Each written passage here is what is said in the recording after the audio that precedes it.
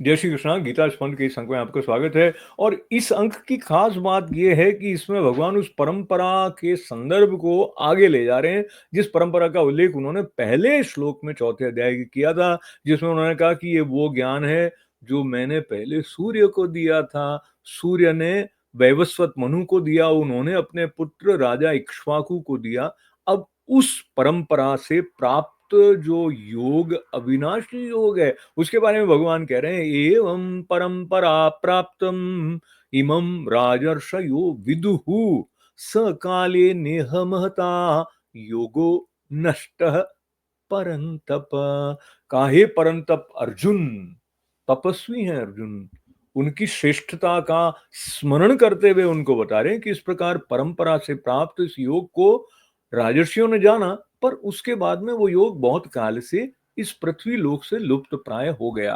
तो ये जो योग है, जिस तरह से योग युक्त जीवन बनाने की बात भगवान कहते हैं, उसमें संयम भी आ जाता है, उसमें इंद्रिय संयम भी आता है, मन पर संयम करने की बात भी भगवान कह गए हैं।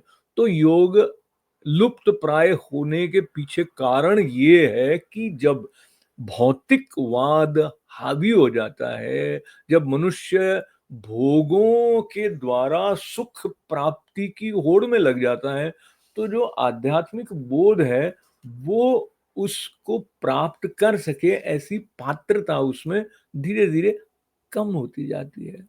तो जो पात्र नहीं होता है उसके पात्र का एक अर्थ वो भी होता है ना, जैसे आपने कोई गिलास है तो वो भी एक प्रकार का पात्र है। तो मनुष्य जिस तरह की पात्रता वाला है वैसा ही ज्ञान उसके अंदर आएगा और उतनी ही देर ठहर पाएगा जितना कि उस पात्रता है उसमें, जैसी कि उस पात्र में क्षमता है। तो ये जो क्षमता है उसको बढ़ाने के लिए संयम की आवश्यकता के साथ साथ स्पष्टता भी चाहिए। जैसे हमें से कई लोग आधुनिक मन में ऐसा आता है कि अच्छे कर्म करने वाली बात तो समझ में आती है, पर मैं अच्छे कर्म करता हूँ, फिर ये भगवान का नाम लेने की या ईश्वरार्पण करने की क्या आवश्यकता है।